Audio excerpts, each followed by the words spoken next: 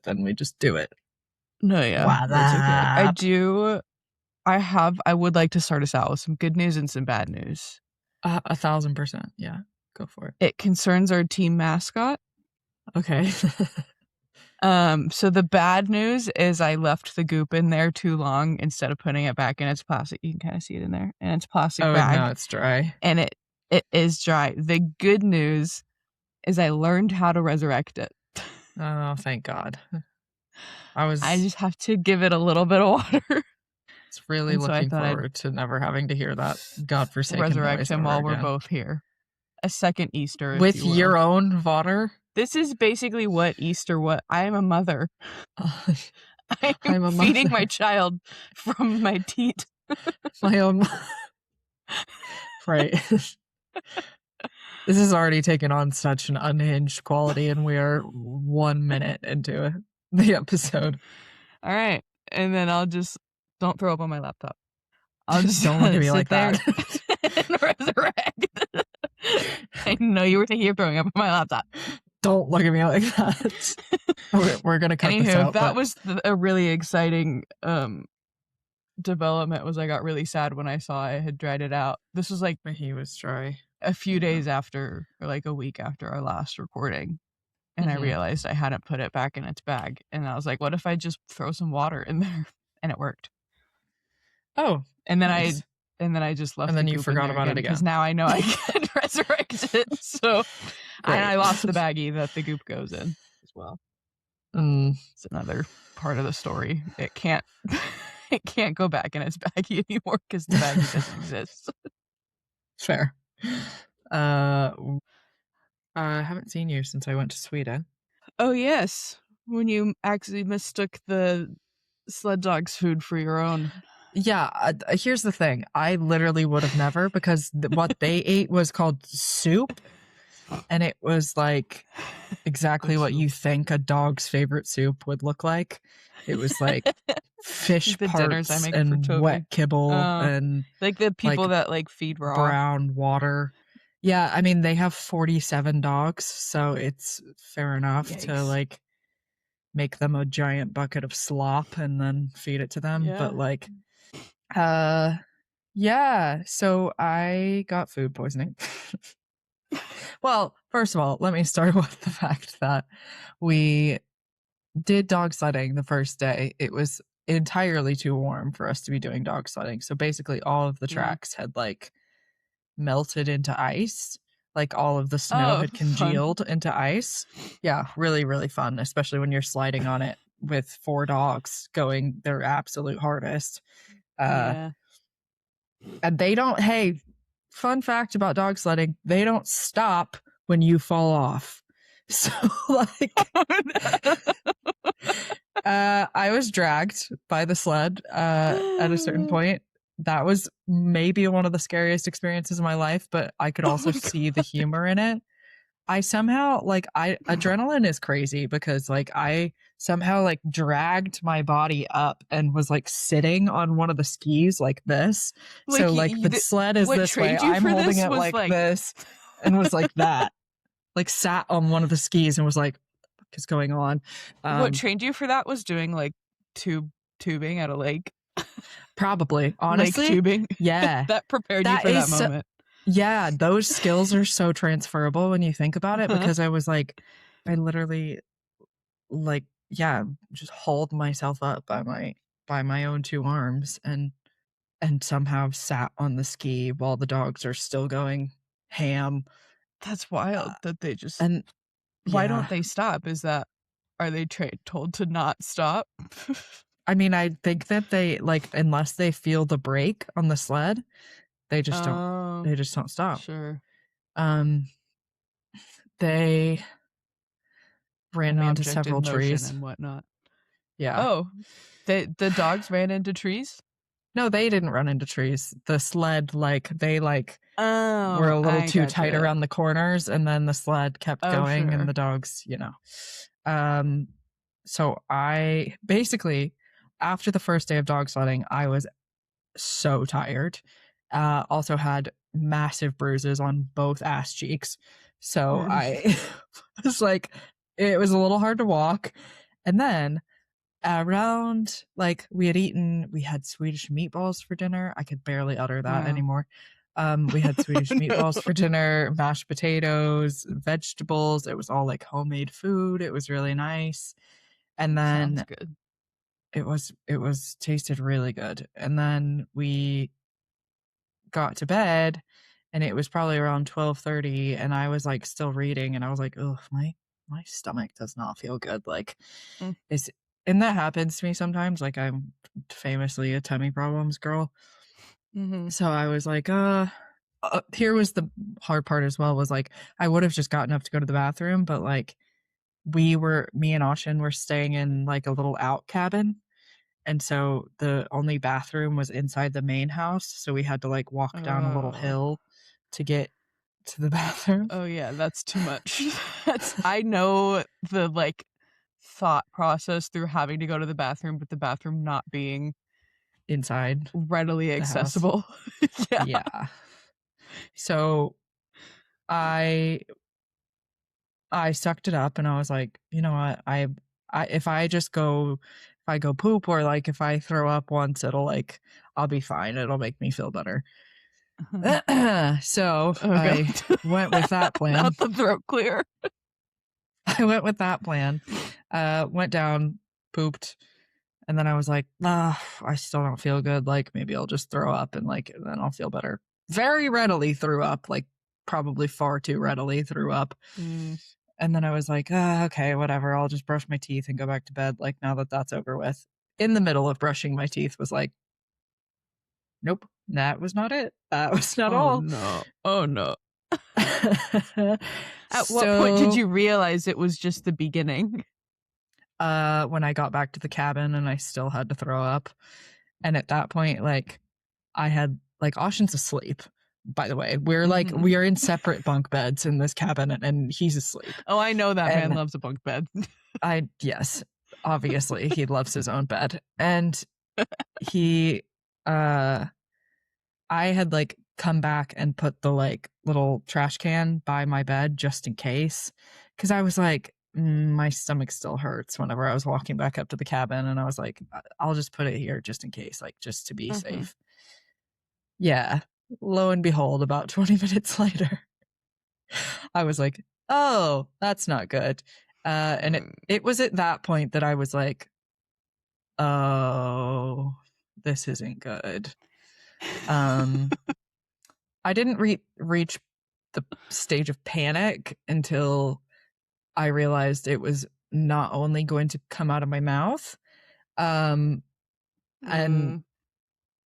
me and Oshin like teetering behind me teetering down to the bathroom, like barely able to keep my shit in my pants, like teetering down to the bathroom at 2 a.m, like both of us just like and then when it came out of both ends at the same time, I knew it was the point of no return. So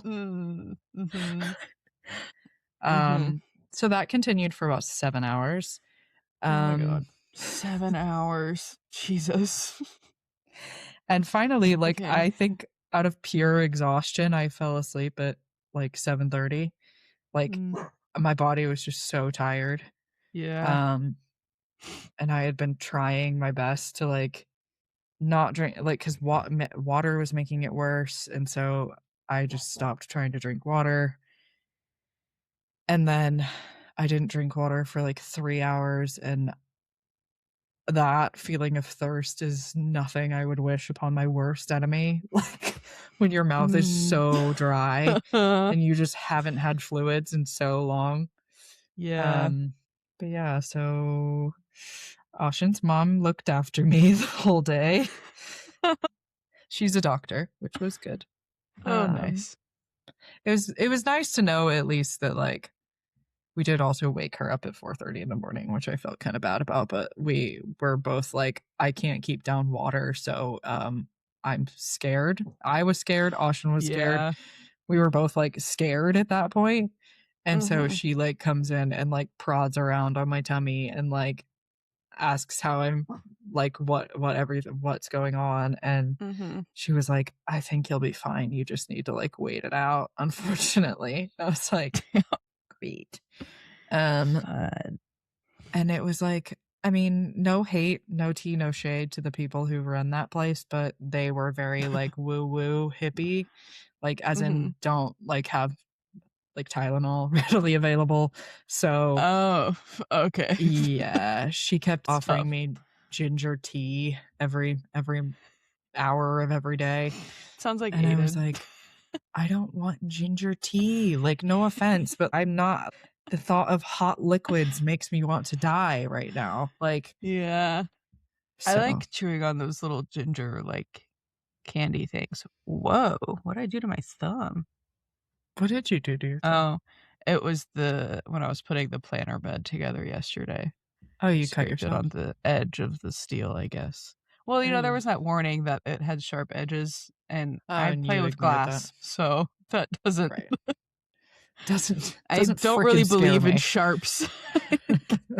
I think it's all in how you grab the sharp. Doesn't really scare me. Toby, why does he have so much to say? I don't know. He's so... Oh, shit. Oh, God. Well, I have... I've had a throw-up experience recently. Have you? That also made me request a medical professional.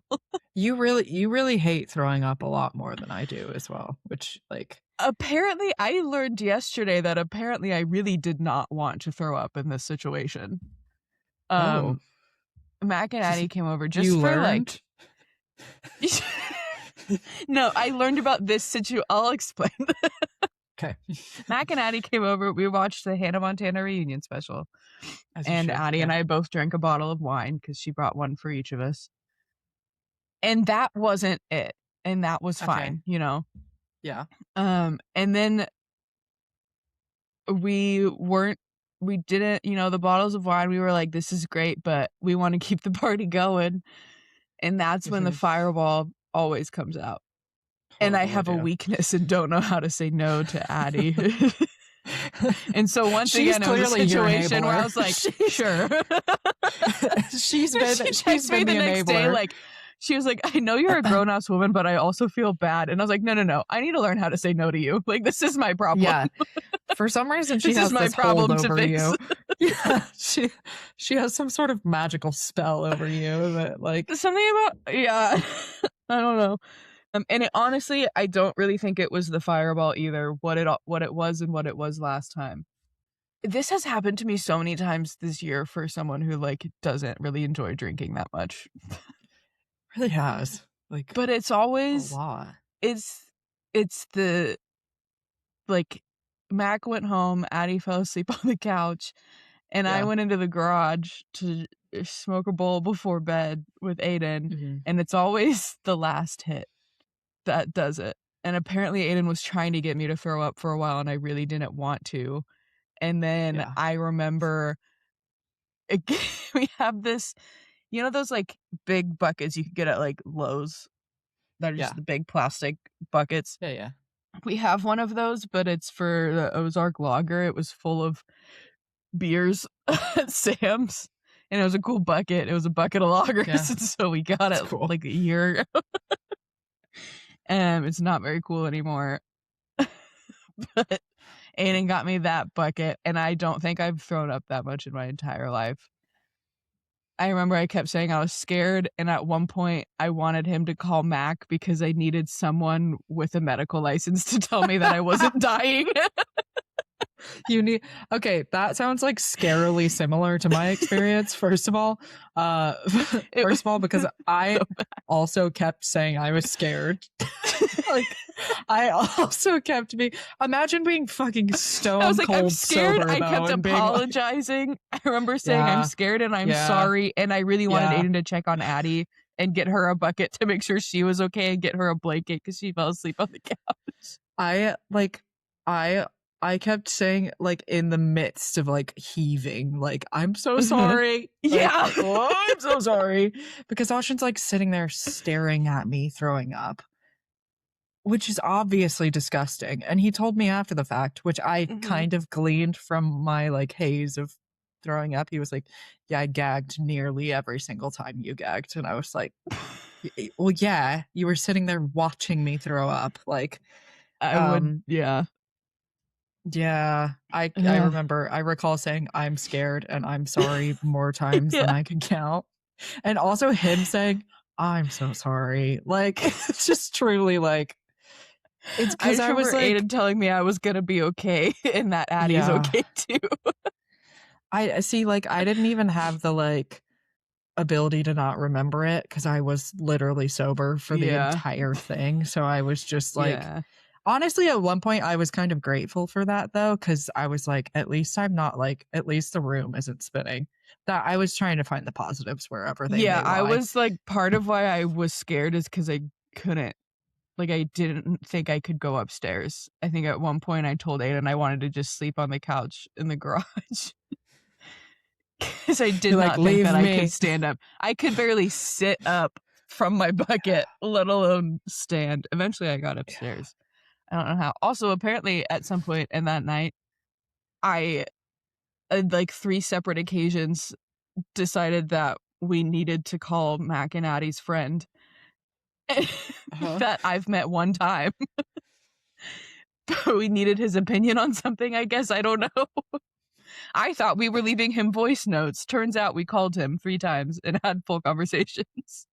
I haven't had a situation where I like truly didn't remember that much as bad as that night, I think. Yeah, that sounds like really usually rough. I remember most if not all of what happened, but I don't remember protesting throwing up. Yeah, that's pretty but crazy. Mac was, to be fair. I played Uber for Mac and Addie and picked them up from a wedding last night, and Mac was talking about the text between her and Aiden. He just texts her like, Addie's good, but Katie's throwing up a lot and says she wants you because I think she wants a doctor. She needs you, the occupational therapist, please. Listen, never mind she has a medical license, and that's truly all I need. That's fair. Never mind that 2 of her parents are medical professionals. That is not important at this point. I've never reached. I've never reached a lower point than when I was like, yes, please get my mother-in-law in here to check on me after I've thrown up no less than 30 times at this point. Katie, sucks. My abdominal wall. I mean, hell of a fucking ab workout. Hell of an ab workout. You got a 6-pack after that? The only bad part about it is that it takes 7 hours. But my abs were so sore for like 3 days after. Like, oh, it was so horrible. It was so horrible.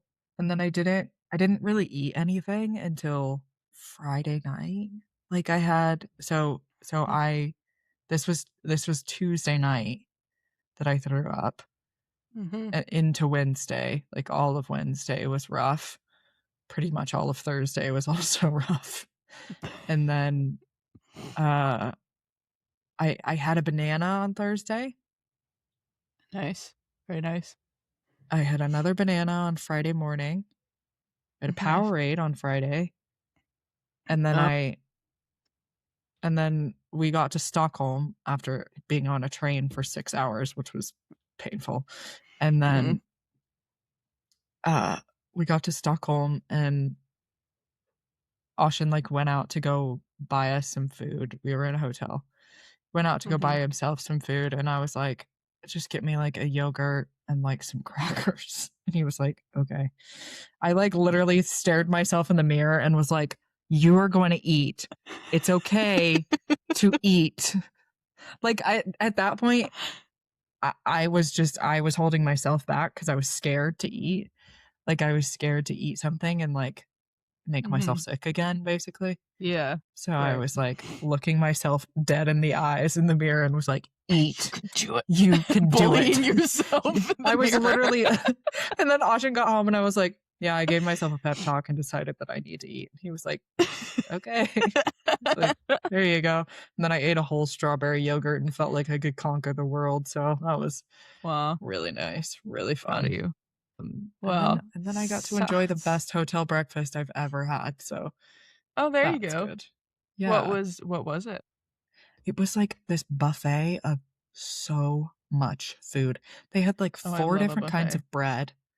Like they had Oh, sourdough, baguette, brown bread, seeded wow. bread, and then they had all different kinds of cheeses that you could put on it. They had a whole like build your own yogurt parfait bar. Like they had Damn. soft scrambled eggs.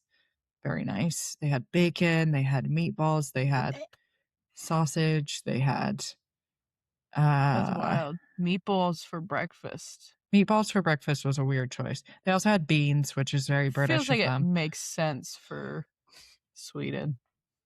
Yeah. Sweden was strange. It's a strange place Yeah, what because are they like up obviously there? they're really nice. Like I always obviously I confuse also Sweden and look like them. Switzerland because of the sw, you know? Sweden is yeah, okay. So I think I know Sweden less about is Sweden. yeah, well it's the home of Or IKEA. maybe So, I know that part. Yeah. yeah. We love It's IKEA. like Switzerland is I would think of like the Alps and Yes. Yeah. basically German people and then uh Sweden is like very Scandinavian. So Mm. like very like minimalist but very very very very modern. Um we went to this really cool museum called the Vasa Museum, which is Mm-hmm. basically it is the like only fully intact 17th century ship that they pulled out of the Baltic Sea What? in 1961. Wait, So what is it? Wait, what is it? I want to see what it looks. What is it's it called? called the Vasa, Vasa. It sank in 1628 and they pulled it out of the water in 1961 fully That's a intact. whole ship in a big room. Yeah. It's really cool. Whoa, that's nuts. It was really cool. That's cool. Yeah. So I got to see that. That was How long really, were you really, in really cool. Stockholm? 3 days fully, I think. Nice. There's like 2 full days and then Whoa, that's nuts. it was really cool. The weather was really, really bad. It was very cold. I've had my fill of cold for the next year or so. I woke up and my house was 63 degrees. Oh my god. It's I can smell freezing. it. It just turned the heat on. And I put Is my it plants outside yesterday oh no. because I was Did like, it ugh, the frost weather's overnight? finally nice. I don't know. I Mm. haven't looked. I just got Hopefully out it of didn't bed. frost. Yeah, true, fair. Um but yeah, Stockholm was really cool. And then I came home and immediately started work. So Yeah, I want to hear about the new job.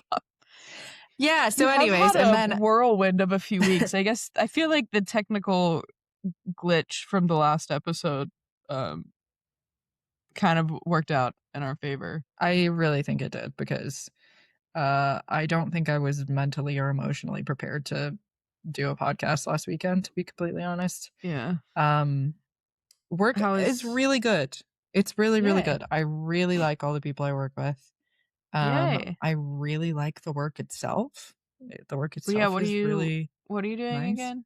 I know you've So explained it I'm a before. content producer for an HR software as a service company. Right. Okay. Yeah, yeah, yeah. So, um it's like it's a lot of it's just it's marketing essentially. Like it's marketing material like writing content for like website pages, writing content for emails, writing content for customer stories, podcast Cool. stuff. I'm going to be working on the Oh. company has a podcast, so I'm going to be working on like the write-ups for that. Oh, Um that's fun. which is fun. Everybody's really really nice. I really like everyone.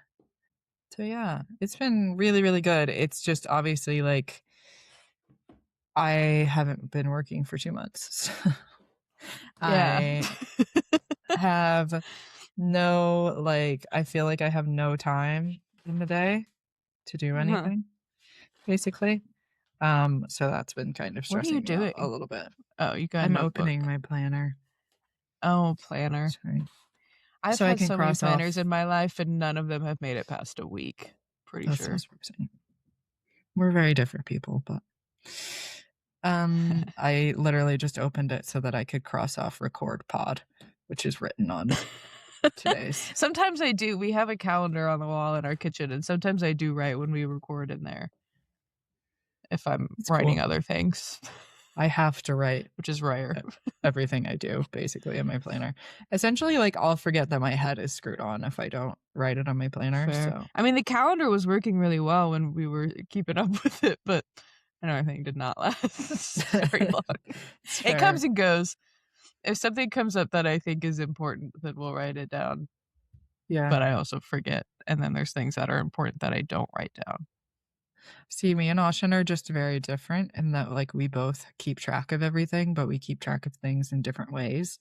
So, like, I have to write everything in my planner, and then, like, I only see my life a week at a time because I write everything in my planner, like, for a week, whereas he has all of his life is in his Google Calendar.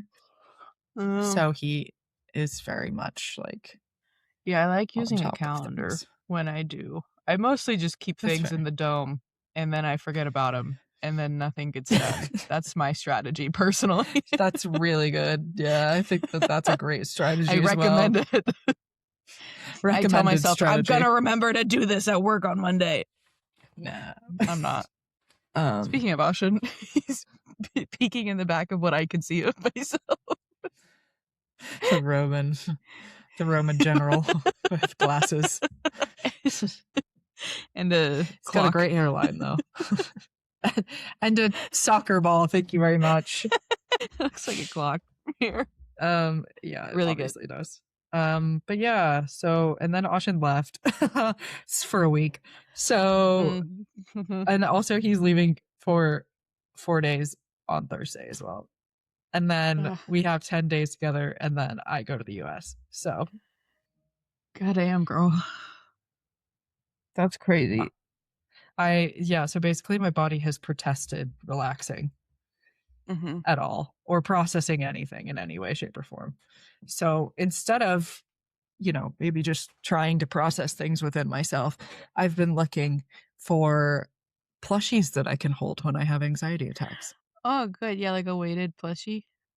I need something because I've actually figured out a strategy that really helps me whenever I'm having an anxiety attack.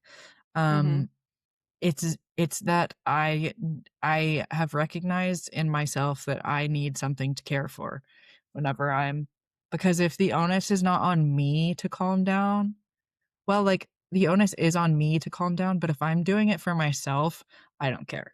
Like, I don't care about calming down for myself. Yeah. Like, right. Because in that moment, I don't care enough about myself to calm down. Yeah. Right. That sounds horrible, but, like, that's kind of what my thinking is. Yeah. Like, so I've started, like, having, like, I've literally been, like, clutching a towel or something like that, or, like, a blanket, and it, like... What about Pig? I know, but Pig is really big, is the only thing. I need to picture, like, a little puppy or a kitten or even, like, a baby. So you need a therapy dog. Do you want me to ship Toby to you? Toby as a therapy dog? He's really good that in times dancing, of hating Baptist? panic attacks. He gets so... now, unfortunately, the last time I had a panic attack, I said fuck right before. And so now fuck is a trigger word. Anytime he hears it, he thinks that I'm having a panic attack, and so he'll come get up on me and try to sniff my face. Like, are you okay? Can I lick your tears away? That's sweet. Yeah, it's a problem though, because like we say fuck a lot in this house. Yeah, obviously. And so he's just constantly thinking I'm in a state so of he's distress. he's on edge. It happened one time. I've had more panic attacks that have not been started with fucking the fuck word, but yeah. But it happened one time, and I think it was because he was the only one home. Aiden wasn't there, and so he was just like, "Oh shit, oh shit, how do I do?" He's like, "Dad's not here, Dad's not here, Dad's not here." And so what do I do? What do I do? What do I do? I went in the bedroom, and he just climbed and was just like hovering, like high centered on top of me. Like, is this helping? It's like, he's like just kind of looking around, ears back. It was very sweet. He does help sweet. A lot, if nothing else, but to be cute and distract me and be funny in the way that he's trying to help.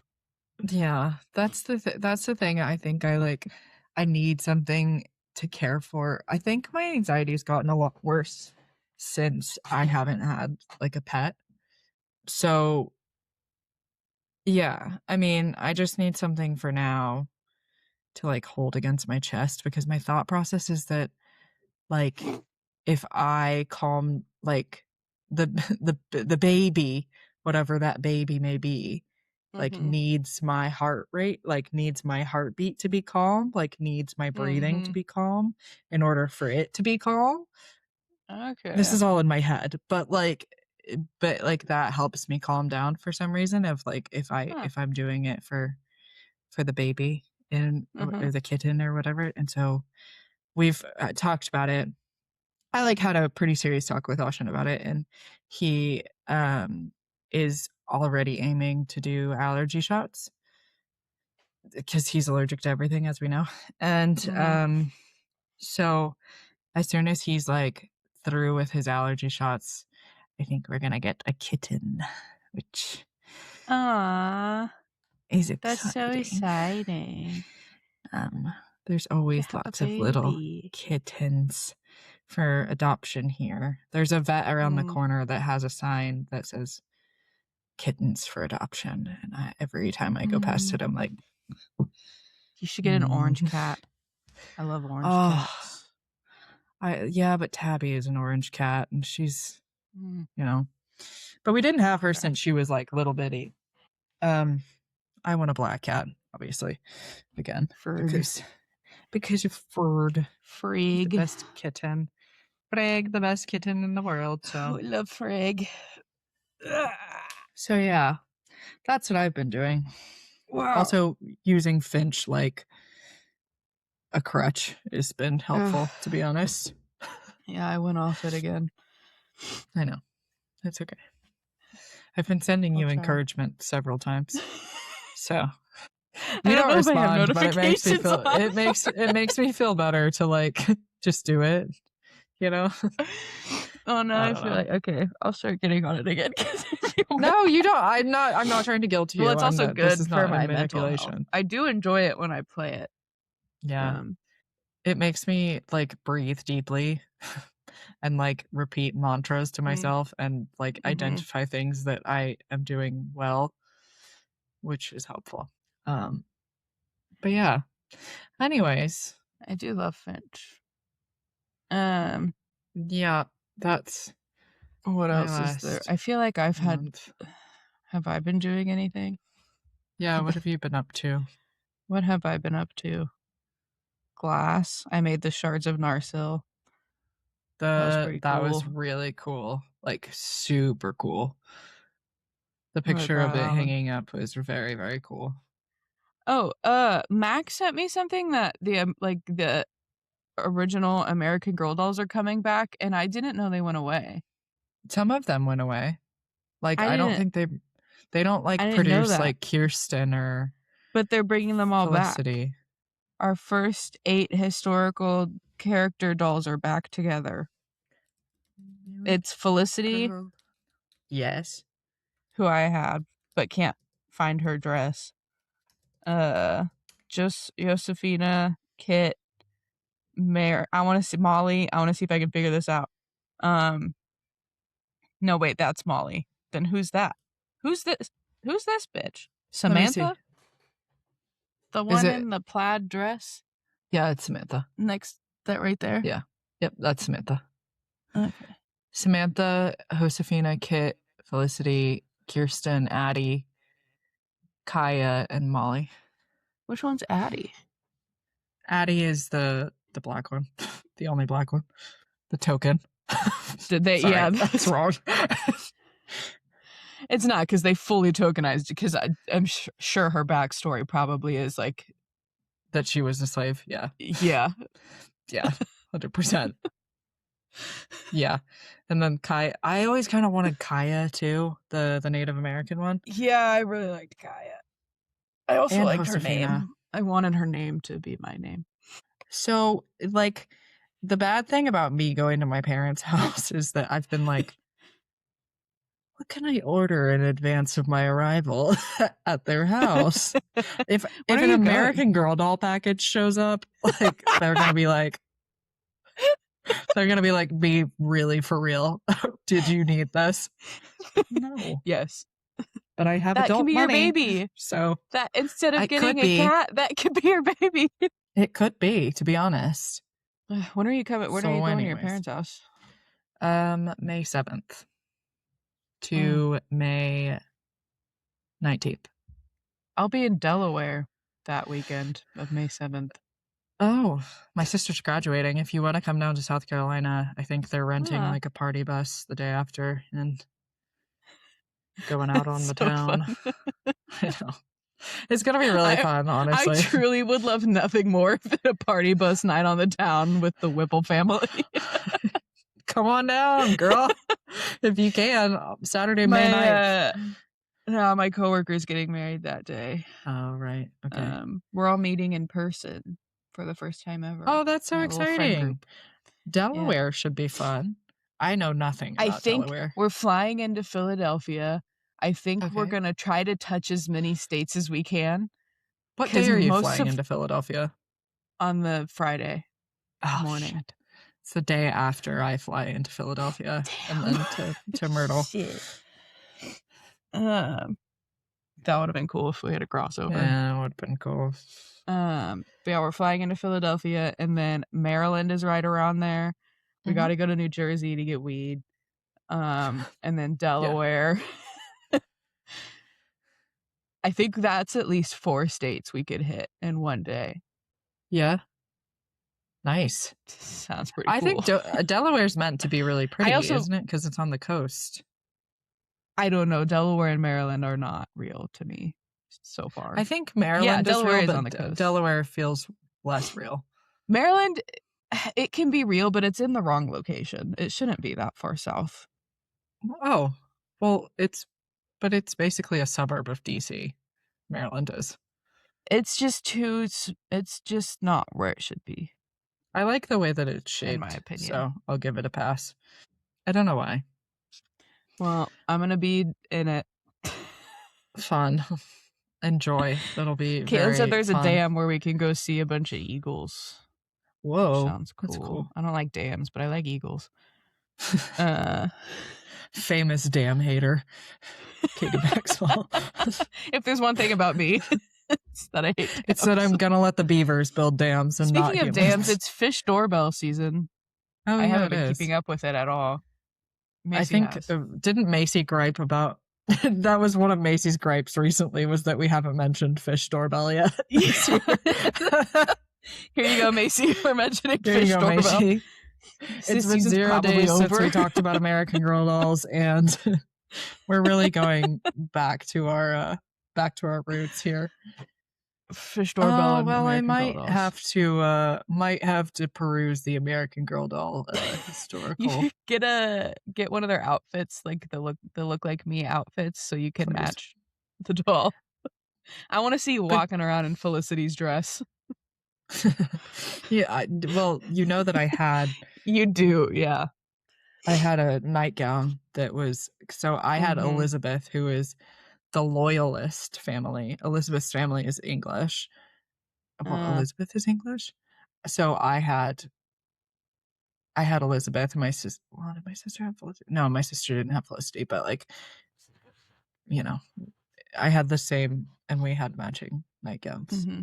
I had the pink robe.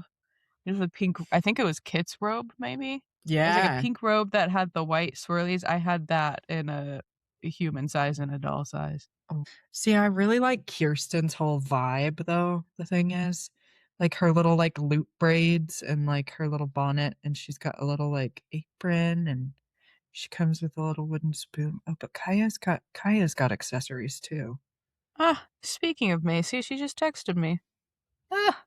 She's getting a tattoo today. That's cool. So how much? Well, they're $175 now. Oh my god! Goddamn. How much were they then?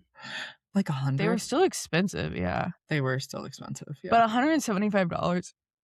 Pass. Oh, enjoy 15% off. Hold on. Oh, game Allow me to sign up for American Girl doll emails. Don't mind me. Putting in my Spanish mobile number. Don't mind if I do. Excuse me. American Girl doll is texting me. Oh, good. Well, they should be, at least. Okay, maybe not. Anyways, do you want to talk about stories? Yeah, we could do that while we wait for your friends at American Girl doll. An American Girl doll to text me? Yeah. That would be nice, wouldn't it? Okay. What are we talking about? Well, today we're talking about something you've expressed interest in before. Yes. Dire wolves. Oh, hell yeah. Oh, hell yeah. Let's go. I'm locked in. I've got my water and my squishy. Like a small child. All right.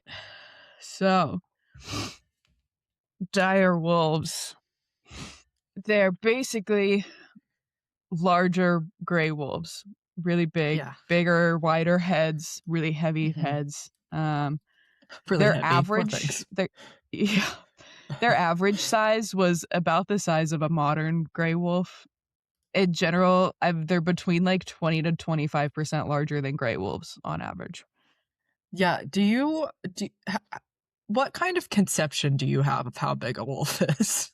Like, well, at the wildlife sanctuary I volunteered at in high school, they had some wolves. They're basically just really tall dogs. They're massive. Like, yeah.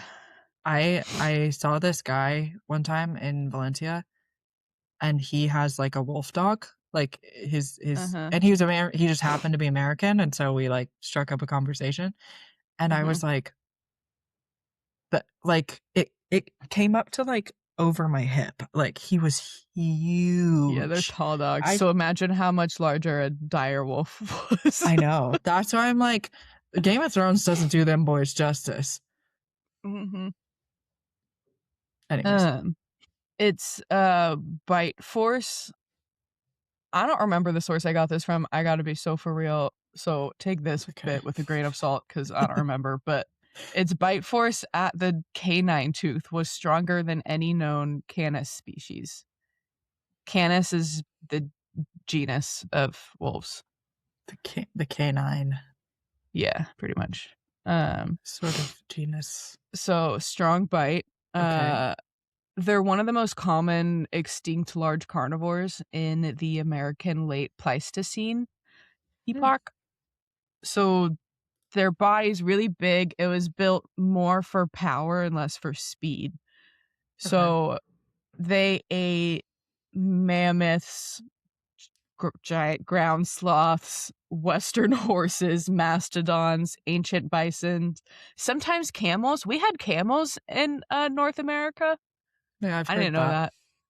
Unless I didn't. I don't think I knew that. That's a really good word. Bactrian. The type of thing that a camel is. A Bactrian. That's what it's called? Yeah. I didn't know that either. I don't know what other animals are Bactrians, but cool. Anyways. Yeah, so they ate the big, slow-moving animals. Crazy. Yeah, so scientists think that part of the reason why they died out was because when all of those large animals went extinct at the end of the Pleistocene, they couldn't keep up with the faster moving prey, and so they didn't really have much food availability and went extinct themselves. That makes sense. Yeah. So dire wolves lived in the Americas, North and South America. And then in 2020, they found direwolf fossils in northeast China, which is a clue that they crossed the Beringia, probably pronounced wrong. It's basically a big land. Yeah, it's the big land bridge, but that connects what is now Russia and Alaska. The way how we got how Native Americans got here. To here. You know what I mean? Yeah. So yes. Turns out dire wolves also hung out potentially along that thing because they found a fossil in China. And that would have been the only way they could get over there. One dire wolf got lost and was like, where the hell am I? He was like, I went too far. I went too far, some magic mushrooms and just wandered. Just wandered away. All the other dire wolves were like, has anyone seen Steve?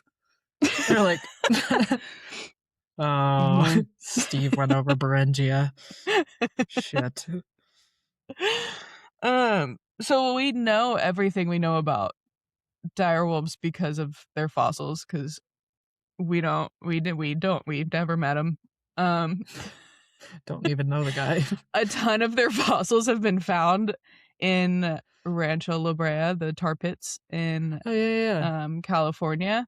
And that's how we know they lived and hunted in packs, because of like literally thousands of fossils have been found in the tar pits. And that's also crazy. Yeah. And how we figure out where they've roamed is because we find their fossils there. Basically, everything is from fossils. Right. You can mess around with the DNA and figure stuff out there with just bones, which is crazy. That's not. Yeah, so their fossils of direwolves have been found. Yes. But like in the tar pits, they would have been kind of more well preserved, right? So that's probably why we know. Yes. Good amount about them. Yeah, the tar pits preserve them pretty well. Cool. Yeah. They've been found in elevations ranging from sea level to like 7,400 feet. So they don't like going. Yeah. They haven't, outside of the one that, got high and took a journey. Took a journey. That's good. We don't have much fossil evidence of them living any further north than like 42 degrees north, which is northern US, Canada. It's like top of Spain-ish. I looked it up on a map and then forgot. Yeah. Spain is like, so if you think about Madrid, it's on the same longitude as Chicago. Okay, cool. Yeah, so around then. They wouldn't have gone further. They weren't in Spain that I know of. No. But they wouldn't have been more farther north than that. For sure. And that could be due to weather. There were also ice sheets in the area at the time, and their prey might have just not been hanging out in those areas. Fair. The big boy prey. Fair. In South America, they've been found in Venezuela, Peru, and Bolivia. Fossils have been found. So the oldest record we have of direwolves dates back 250,000 years, and they went extinct around 13,000 years ago, give or take a few thousand. I saw one source that said 10,000 and another source that said 9,500. Okay. So around then. Somewhere. Yeah. The first fossil that we know of, that direwolf fossil that led to the discovery of direwolves, was found in 1854 by Francis A. Link, and he found it in the Ohio riverbed near Evansville, Indiana. Whoa. And he refused to give it to science. Professor, doctor at a college was like, hey, can I send this to this geologist in Philadelphia? And he was like, no. And it's mine. So then he died. Literally, like, in the timeline, it seemed, I didn't put the timeline in here because it seemed wrong, but supposedly he died literally a few months after he found the fossil, and his family did give the fossil to science. They were like, his family's like, he's gone now, here you go. Yeah. His family's like, it's a job, like, apologies. I don't know what to tell you. Yeah. I don't know if it was a jawbone or not. But yeah, he's the first fossil. So it was discovered in 1854, but the direwolf wasn't named or like established, I guess, until 4 years later in 1858. Oh, okay. Gotcha. Yeah, that's part of why the timeline didn't make much sense to me of him dying like a few months later. I think the article got the year wrong or something. I'm not sure. Okay. And then, of course, I forgot to look into it further. Yeah, so a lot of people compare dire wolves to gray wolves, which makes sense. Until 2021, they were described as a sister species to gray wolves. And then in 2021, a study came out that was looking into the genome sequencing of dire wolves and compared the DNA found in dire wolf fossils from all different locations where they had been collected, and compared that with DNA from different wolves and wolf-like canids. Okay. So basically like a jackal or a coyote. Yeah, and so they found that dire wolves and the other wolf-like canids shared a distant evolutionary relationship. So the lineage of dire wolves had a common ancestor with these two endemic species of jackals that are found in Africa. Right. And so basically you have whatever the first animal is, the lineage goes down, and then you have the lineage that then creates dire wolves comes off, and then later the lineage that then created these African jackals went off. So you have to go up the family tree a little bit, but they have a distant common ancestor with jackals. Oh, I thought jackals, for some reason, I thought jackals looked like... I thought they were like rabbits, right? Yeah. Did you think they were rabbits? We're thinking of jackalopes, I think. Right. Which are not real creatures, right? I think, I don't, maybe. Yeah. To some. Depends on who you ask. Okay. Yeah. So they found that they shared an ancestor with them more closely. But because canids, these, dog-like, wolf-like animals, they like mixing it up in the mating world. They are swingers, if you will. They are a bit of a polycule. They like mating outside their species, genus. They mix it up. They tested for this study in 2021, tested for that too. Because they're like, okay, well, gray wolves and dire wolves did exist in North America at the same time. So they were like, they might have fucked. And exactly what they found, I'm sure they said. What they found was like dire wolves have no ancestry from gray wolves, coyotes, or their more recent ancestors, which suggests that wolves and dire wolves did not get it on. So even though their range overlapped quite a bit, the ancestors of gray wolves and coyotes probably evolved in geographical isolation from the dire wolf lineage. So it could be that they're hunting different animals, and so they never really crossed paths, or there were like mountains or something in the way. Like they evolved together but separately. Weird. Okay. Yeah. That's so strange. Yeah, and then gray wolves and coyotes obviously survived the Pleistocene extinction, whereas dire wolves did not. Right. Because they were they're faster. Oh, it's because they were faster. They hunted different. They hunted different animals. Yeah. So because of the study, dire wolves are now widely accepted as being part of a different genus than gray wolves. So they are now referred to, instead of canis, dire wolves are now referred to as Anoscion. Probably pronouncing that wrong. Anoscion. Yeah. So they're not even considered canis at all. Dire wolves. Dire wolves. No. Weird. Yeah. Okay. But yeah, so dire wolves originated in the Americas, whereas gray wolves originated in Asia. And so gray wolves are everywhere, right? Gray wolves are, I'm pretty sure gray wolves, yeah, I think so.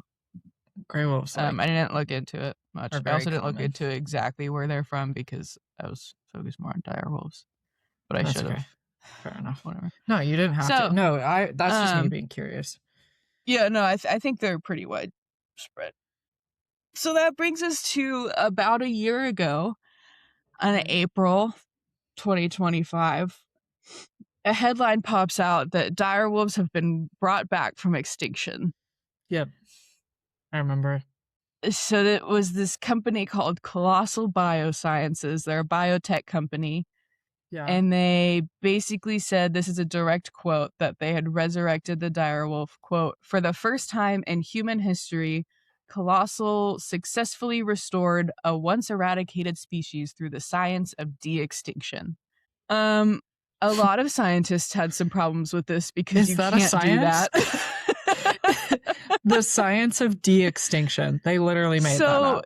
Yeah, you can't bring an animal back from extinction. Essentially, what they did was they made designer baby dire wolves.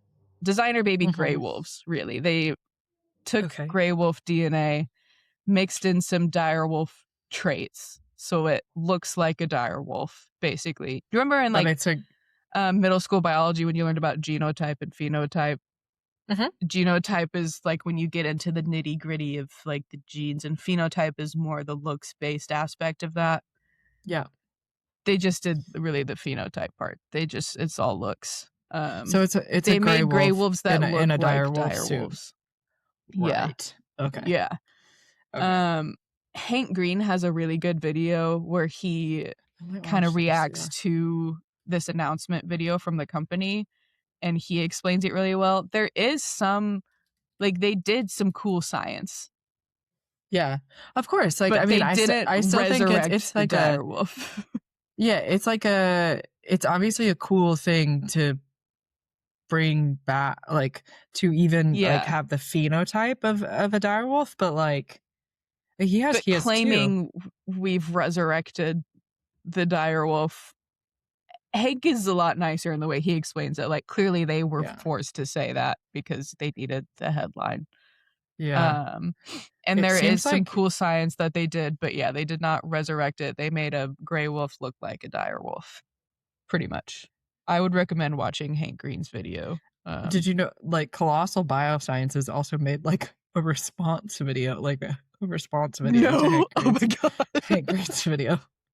No, but I will be watching that later. I will also be watching that. So they didn't make dire wolves, they made something else, and then they said they made a video called "Did We Make Dire Wolves?"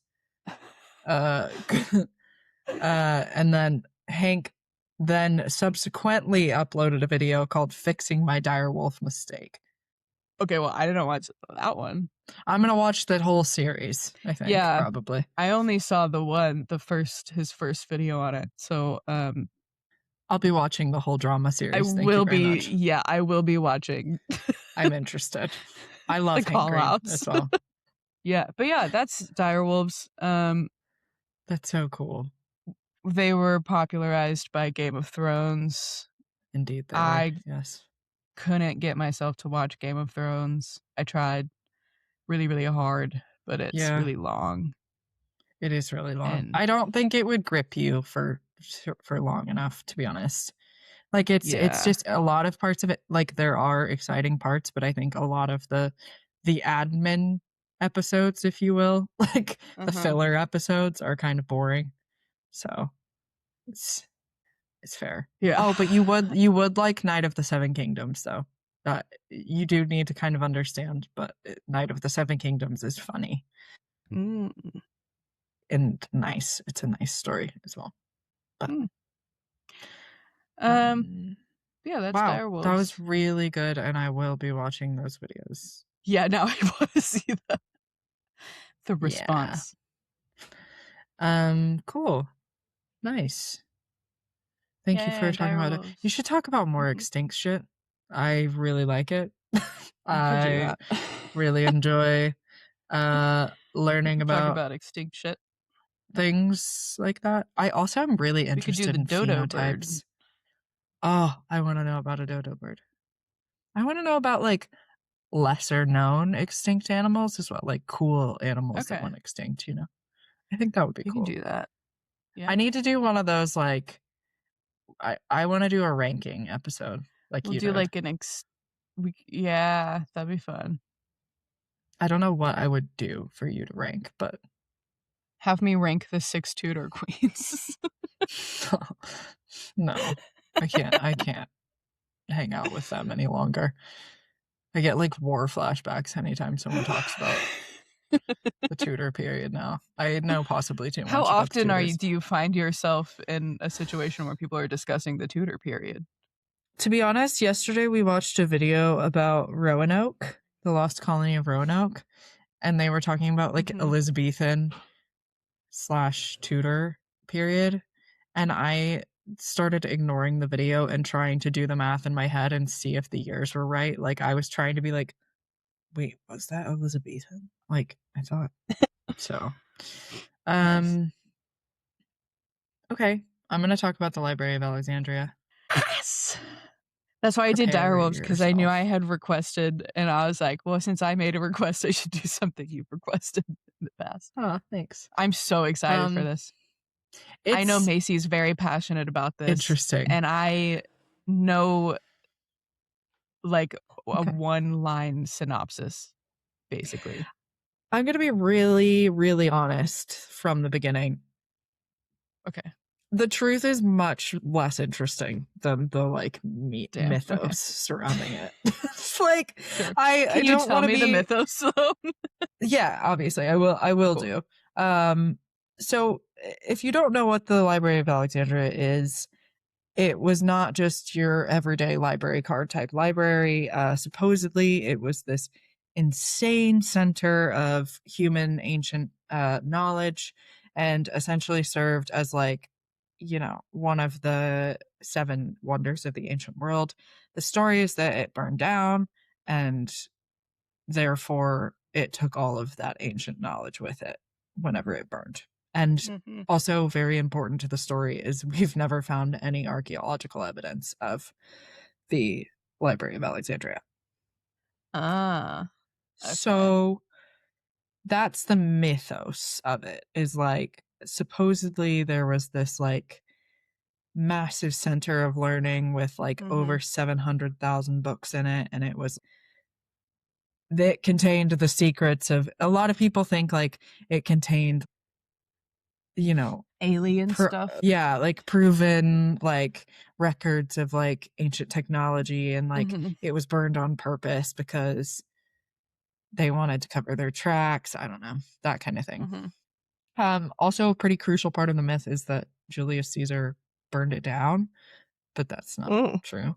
So yeah, we'll get into it. My only frame of reference was big library with all of the knowledge of everything ever burned down is basically the extent of what I've heard of it. Yeah.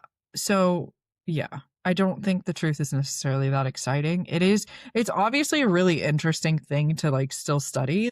I think it's a lot more complex than I thought it was going to be. Like I thought it was going to be pretty short because we don't actually know that much about it in all actuality. But it's a lot more complex than I thought it was, and I think you could study a lot of different aspects of this, all of which are pretty interesting. So, gotcha.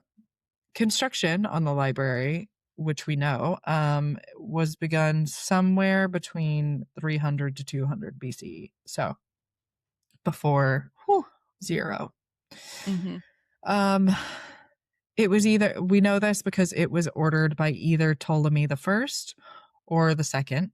So either by the Pharaoh Ptolemy 1 or 2, because those 2 were the successor pharaohs of Alexander the Great, who conquered Egypt, thus naming the city Alexandria, even though it's in Egypt, because Alexander the Great was emperor and also pharaoh then, I guess, technically. But then Ptolemy the First and the Second succeeded him, and also that's why there was Greek pharaohs in Egypt for 300 years.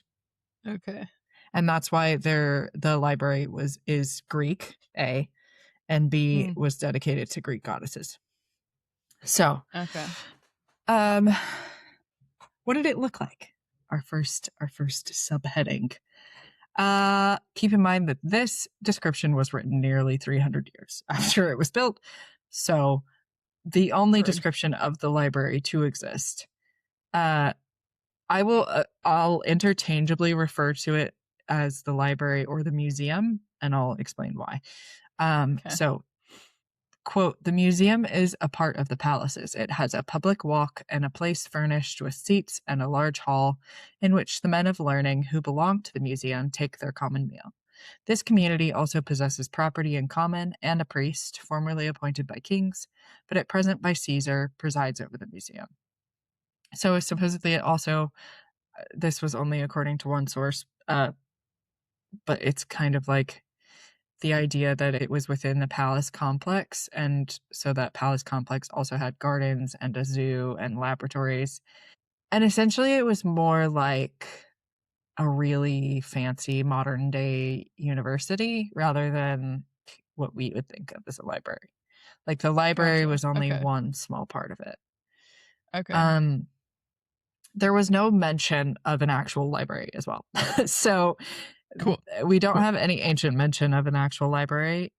We assume that the two were related, and either the library was within the museum's grounds, like I said, or in the museum itself. And the reason why it's called a museum is because it was a shrine to the 9 muses. So the goddesses of music and poetry. Yeah. So is that where that came from? Yeah. So I think that what is the Greek word for it? Musoi, I think, or something like that.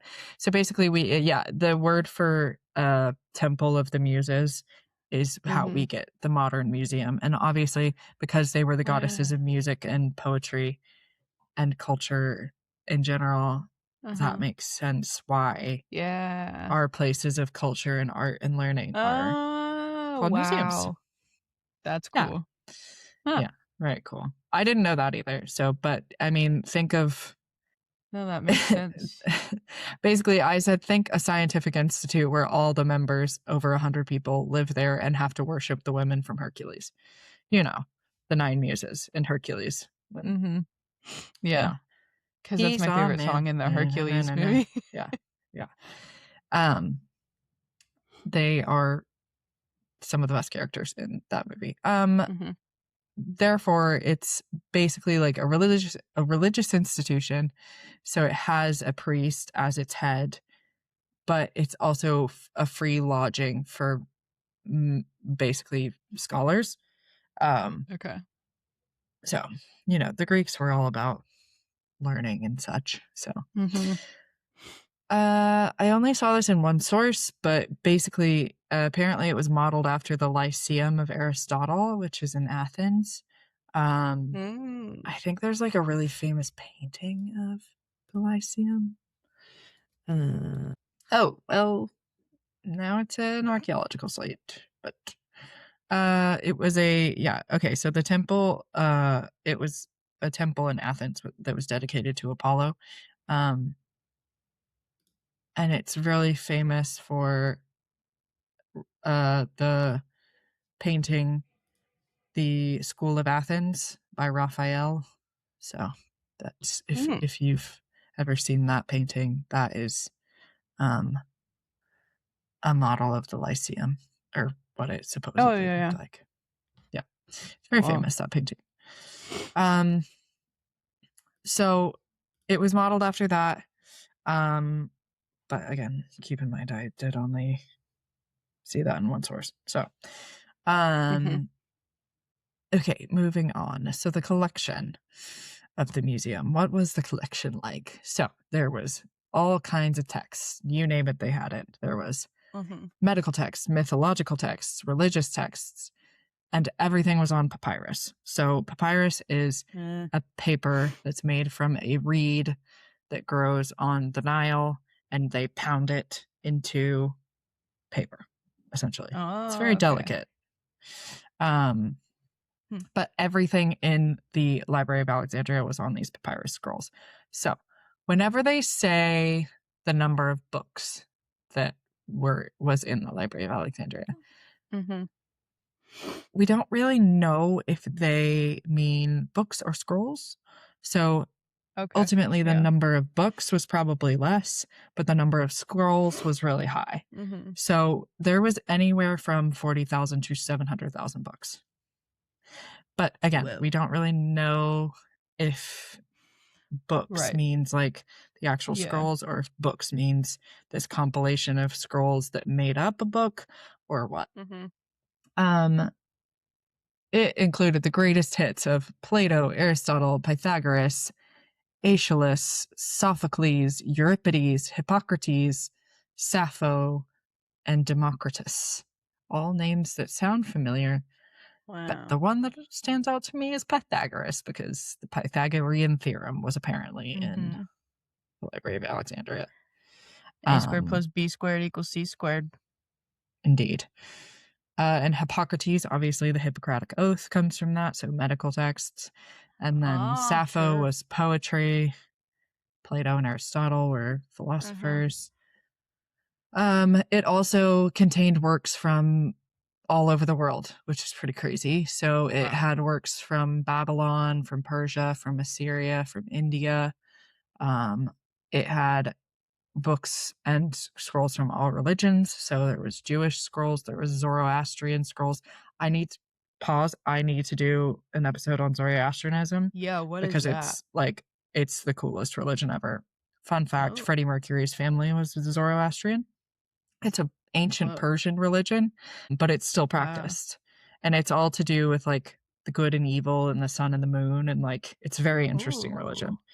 So I might need to do interesting. Yeah, an episode on that. Deep dive on that. And also there was Buddhist texts in the Library of Alexandria, supposedly. Britannica the encyclopedia. I'm familiar. Indeed. Recounts this story about saying the organizing of the scrolls was given to a man named Callimachus, who worked under the reign of Ptolemy II. He devised a system called the Pinaches, or tables, that classified the scrolls into divisions based on each scroll's topic. So the topics included, for example, natural history, poetry, law, rhetoric, medicine, and mathematics. So it was akin to like a library catalog. So there was organization within the library as well. It was like not Dewey Decimal System, but basically it was organized. They weren't all just thrown on random shelves. And it also became a model for other future library organization systems, obviously, because they saw that one and were like, wow, they can, if they can handle 700,000 books. You mean you're not just throwing all of these up there on the shelves? Weird. Yeah, they weren't just like maybe there's something to that. Because it's like a scroll too, so they weren't just like football style, like throwing it, like paper airplaning everything onto the shelves. Papyrus airplane. Yeah.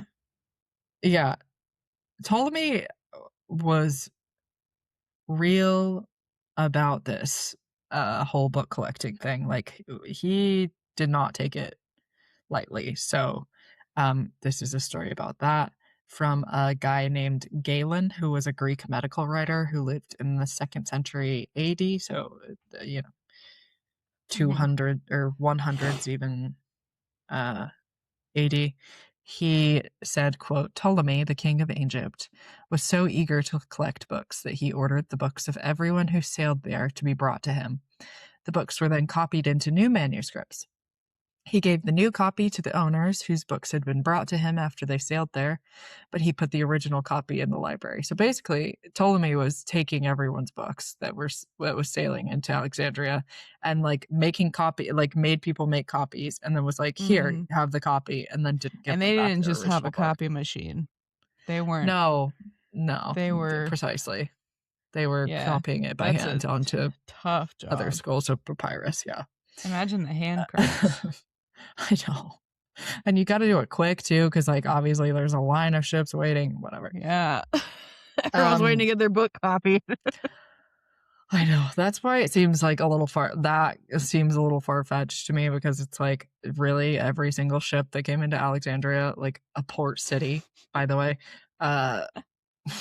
like was gonna have to stop and give away. It's like people obviously would just stop bringing books.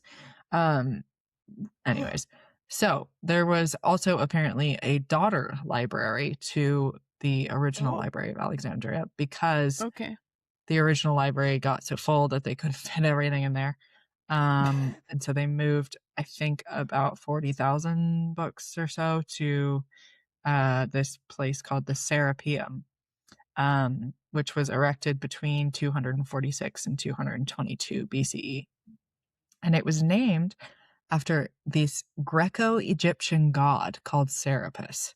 So there was a combo god, because Egypt was conquered by the Greeks.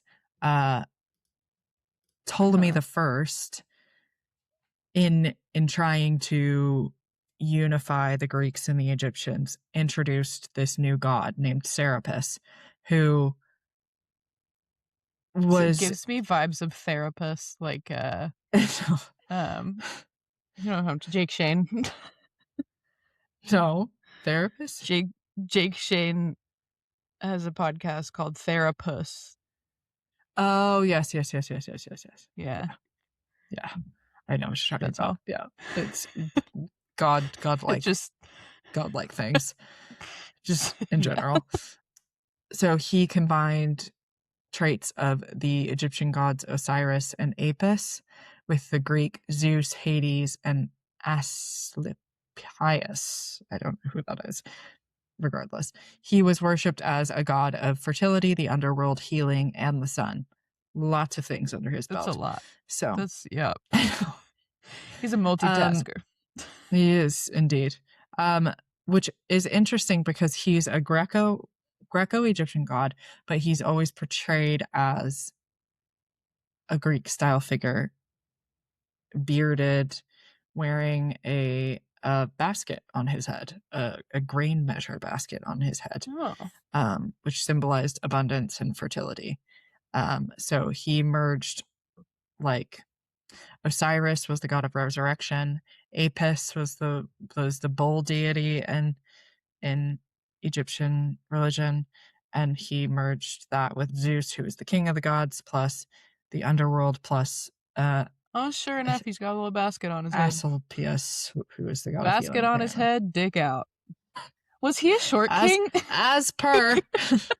Oh, that is a real little statue, isn't it? It looks like this little statue looks like he is a short king. Well, but then he's got togas on in other ones. I had only seen a bust of him, so that's pretty interesting. Yeah, so that's Serapis. That was very much a tangent. Anyways, I got interested in it. So how did the Library of Alexandria get destroyed in the first place? There's a lot of stories here. Okay. And they've all got a different bias to them. So bear with me. Sure.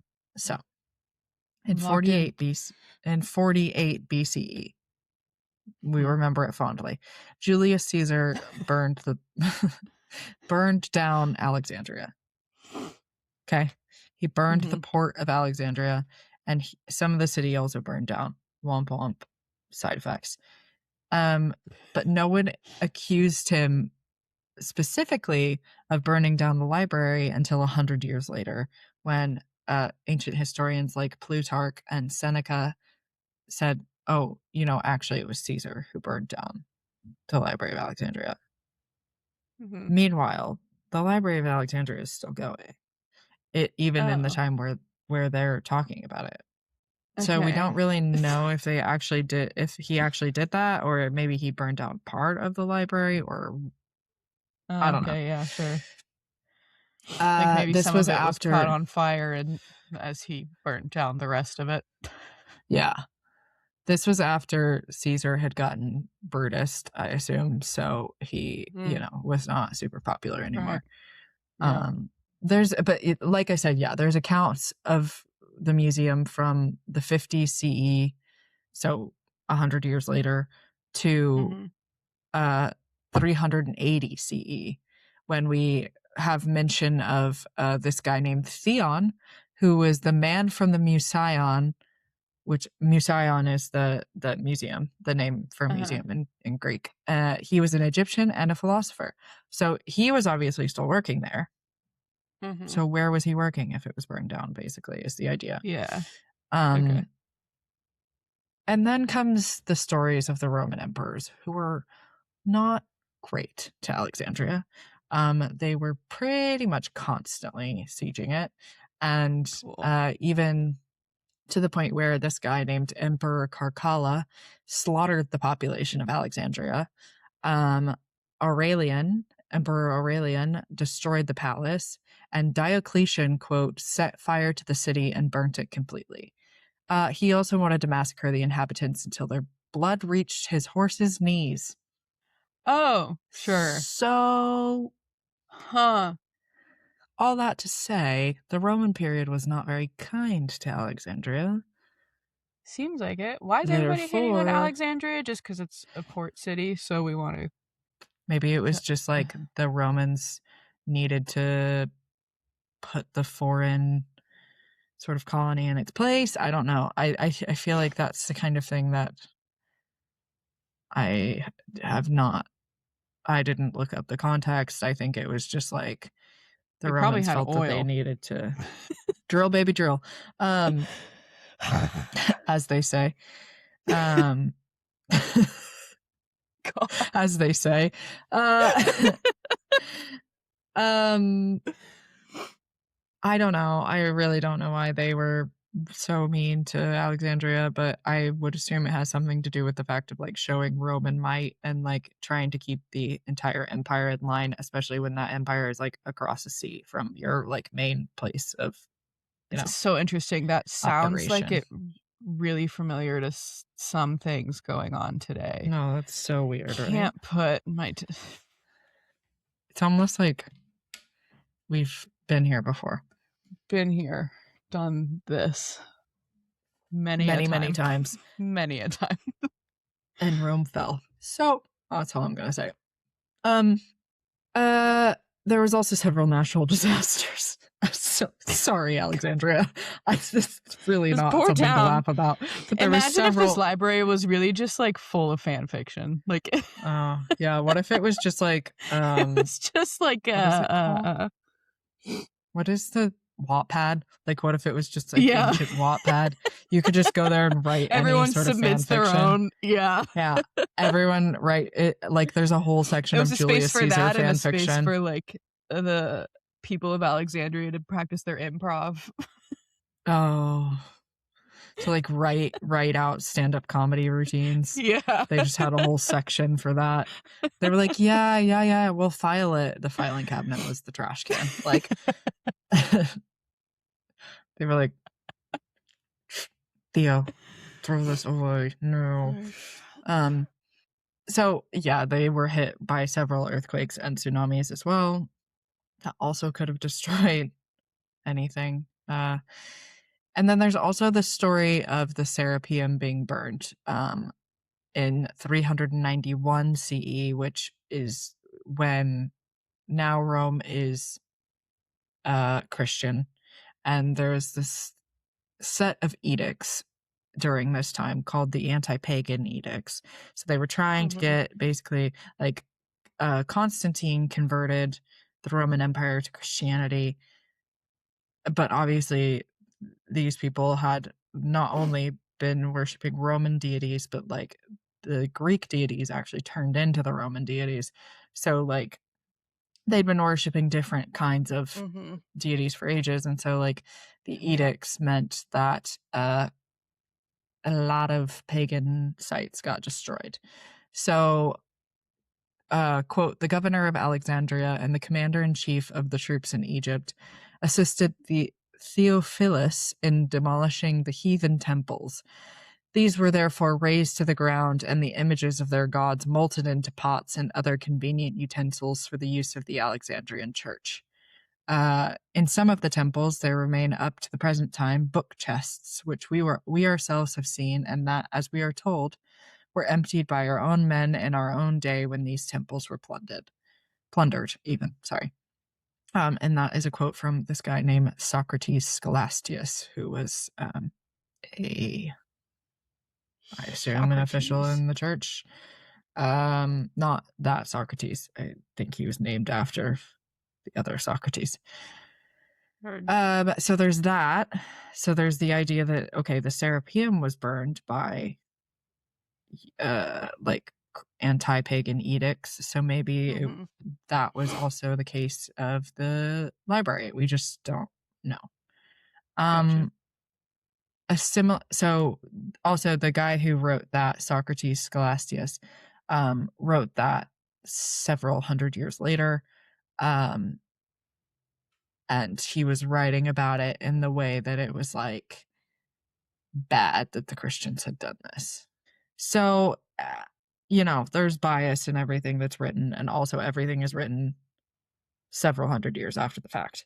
Yeah. So, if any, it's like, y'all are in a big ass library. I know you have access to paper and the ability to write, and yet the library's burned down and no one can find paper and a pen to write down that the library burned down and who did it. Like, well, yeah, but then the paper would burn.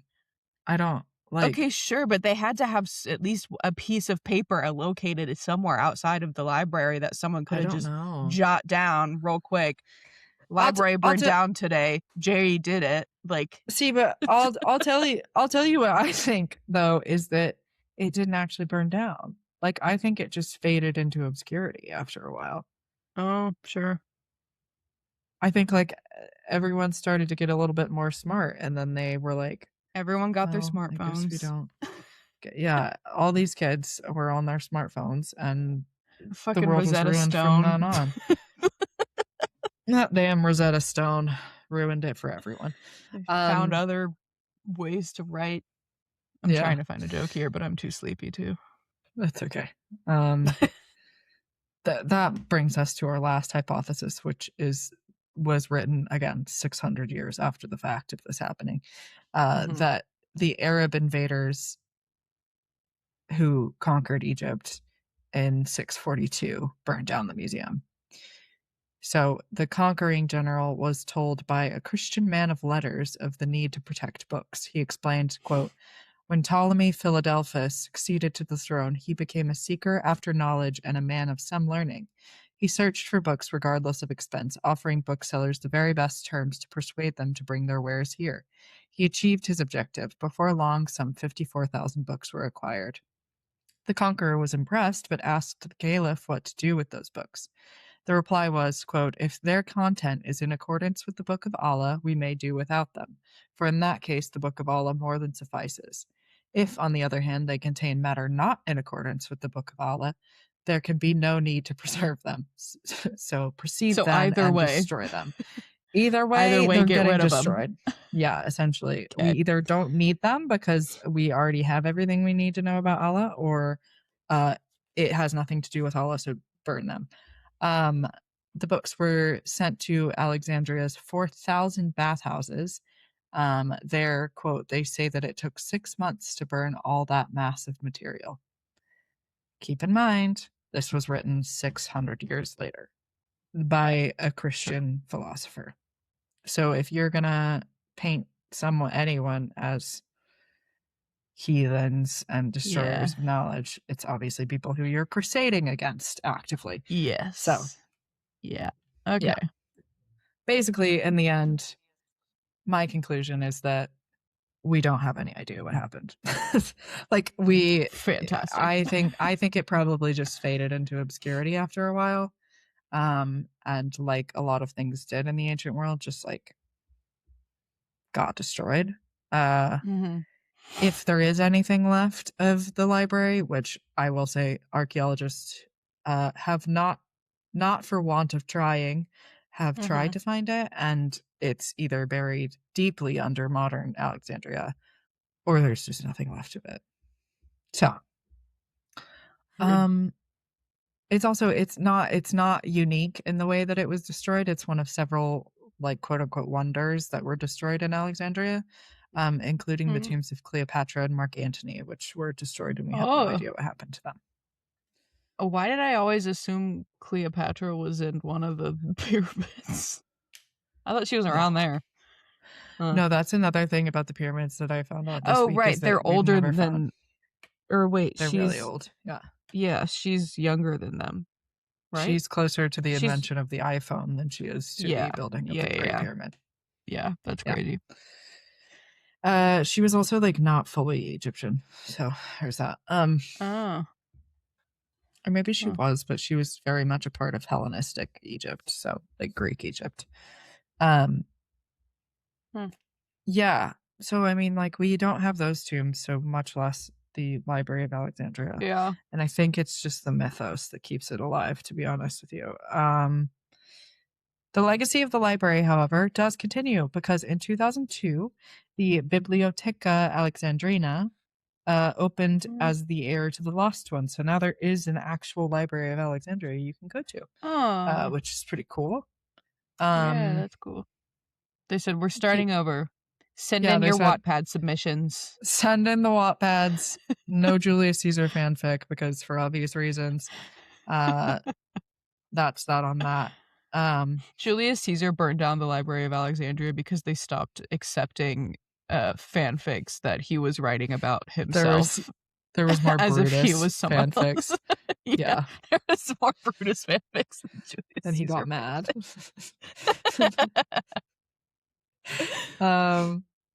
So yeah, people think it was destroyed on purpose and took with it all of the ancient technology and knowledge and that kind of thing. But I mean, it's the same vibe as people who think that the pyramids were built by the aliens. So sure, okay, gotcha.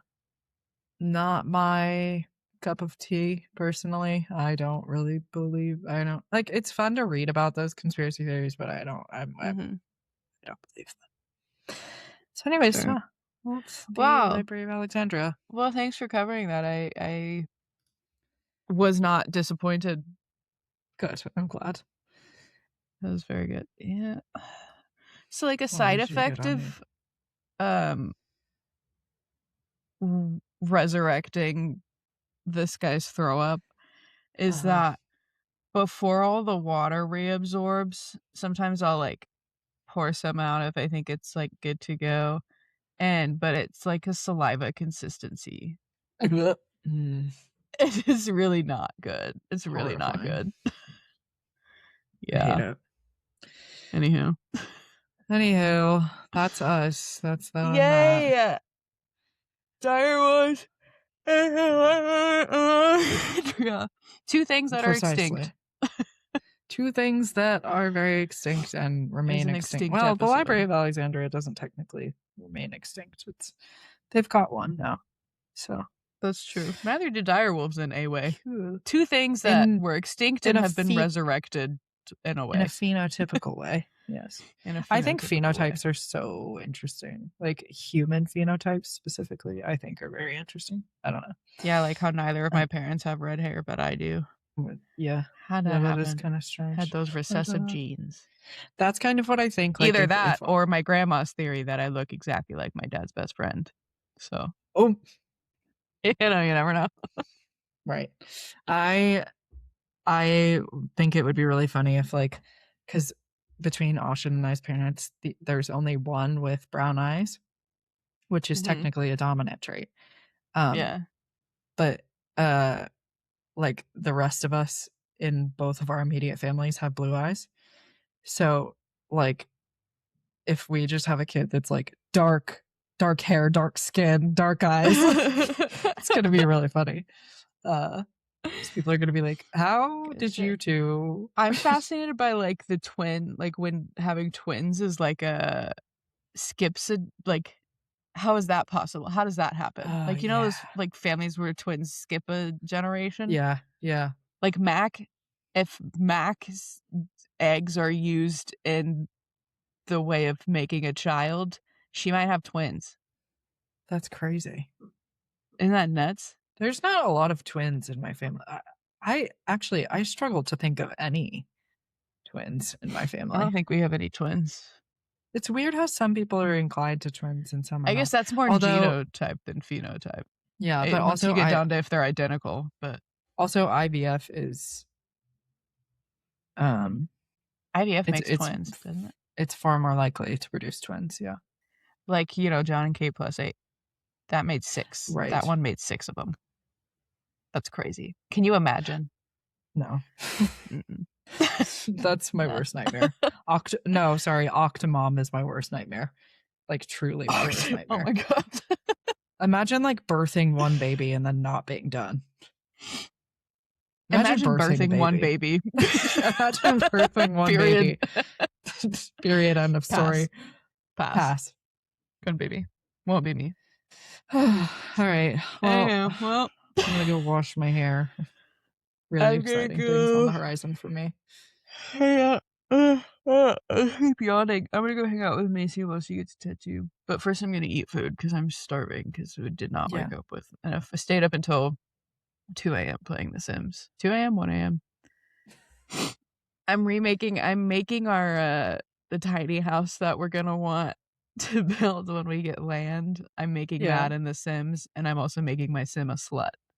So, right, I two have objectives, a busy, very different. 2 objectives, very different, both equally as important. Equally as important, but yeah, cool, got it. Gotta be the town sloot and also the interior decorator. Yeah, obviously you've used the motherload cheat, I hope. Oh, many, many a time. Yeah, I didn't know about cheats. I had never played Sims really before. Really? It's like a core part of the game. I had my phone, I had the Sims on my phone, like whatever free version you could get. I had that app and loved it. Dave, I think, played a lot of the Sims growing up, but I didn't have a computer to play Sims on. And so now I'm getting into it. And yeah, when I discovered that they just give you the cheats, yeah, I was like, this is the greatest thing ever. Yeah, it's great. Because you can just design a house however you want. Basically, you're not limited by cost. Yeah, it's very nice.